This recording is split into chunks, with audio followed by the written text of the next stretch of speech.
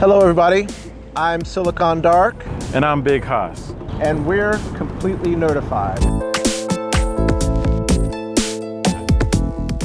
One thing that any community cares about, no matter what the wealth or poverty or income, are jobs. Right. I mean, everyone cares about jobs, and with technology, as technology advances, jobs will be lost. Right.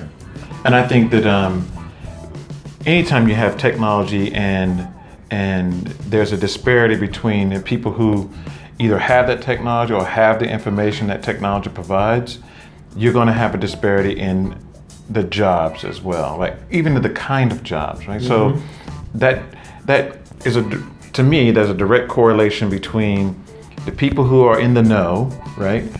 Access to technology, especially in the technology age, access to the information that technology provides, YouTube and things like that. Mm-hmm. And because it's free, if I have that information, then I can make decisions based on that, right? Yeah. If I don't have that information, then I can't make decisions based on that. Mm-hmm. It used to be that you had to go to school, sorry mom, because my mom's a school teacher. Mm-hmm. It used to be you had to go to school to get that, right? But now you don't. Right. In fact, you go to school, you're getting old data. Right. You're getting old information that is already old. By the time they make that curriculum, that information is already old. Yeah. There's already new information to replace that. Yeah. Even when I was learning programming, I had a choice to finish school, sorry mom, or just stay where I was, which is at the very beginning of the web era, learning HTML and learning JavaScript and learning how to code and how to put servers together.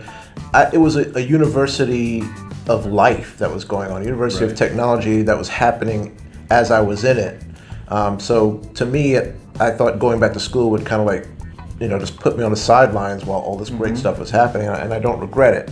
But the fact that now the information is free. Mm-hmm. Yeah. You don't have to go anywhere to get it. Yeah. You just have to have access to it. Right. So there's still a divide where before, people had to go to school to get the data. Mm-hmm. Now they don't have to do that, but they have to have the technology to get it. Right? Yeah. So, and the underprivileged communities, still there's a divide there, but it's easier to access that data. And once you have that, jobs follow, because now you have the knowledge in order to pursue one job versus the other. Yeah. I think the only problem with that is the flip side. Mm-hmm. The flip side is that technology is taking a lot of jobs too. Yeah.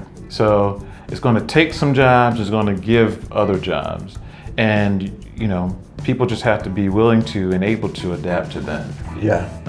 Because the job, everything is based on so much efficiency. The job will make you efficient to the point where if you can't keep up, you'll be replaced by a computer machine. Yeah. And sometimes you're replaced and you don't even know you're replaced, right? So like you said, you almost have to become the machine. Yes. And become as efficient as the machine, or just be replaced by a machine. Think about those delivery companies that now, they've always been monitoring the efficiency of their drivers delivering packages, down to the stopwatch second. Yeah. They've analyzed that left turns make their delivery slower. Mm-hmm. They analyze how long it takes to unpack and go into a mall, etc. It gets to the point where, your lunch break, everything is made so efficient that if there's a way that they can replace that with some kind of system, it will happen. They will, because the bottom line will speak volumes, right? Yeah. So either you have to become more efficient, or they're going to replace you with a computer, or or a robot or whatever. Yeah. And here's the thing, though.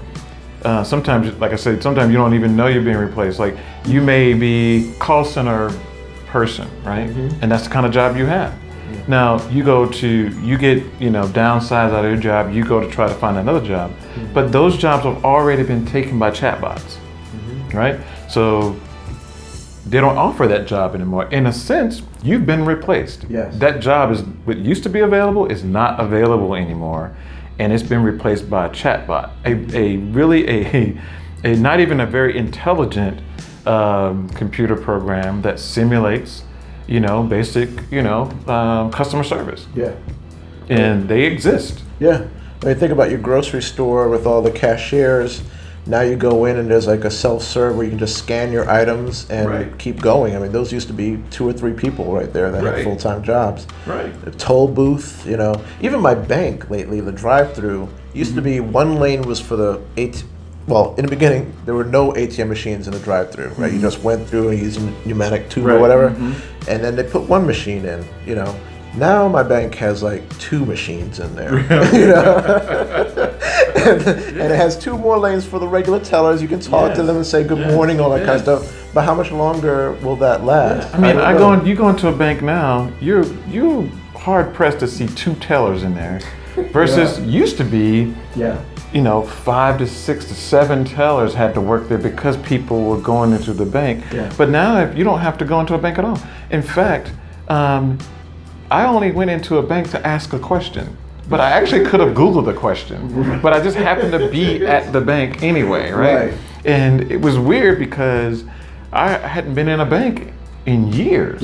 Literally, if I ever get a check, which is odd to even get a check nowadays, you could take a picture of it on your phone, right? Deposit it in your account, and then you spend it with your debit card or whatever. So you never even have to go into a bank. But how many jobs did that take away? The more people that do that, how many jobs did that take away? And say you wanted to be a bank teller, but now you can't be one because there are no jobs available. And this is going to might sound a little harsh, but I've always had the philosophy for myself that if a robot's going to take your job, learn how to make robots. I agree. I actually agree with that. And I realize not everybody wants to build robots, and people want to do other things in their lives besides being IT. But every job is kind of becoming an IT job. That is very true. Technology is in every business right now. I think I heard you say once that every business is an IT business, whether they want to be or not.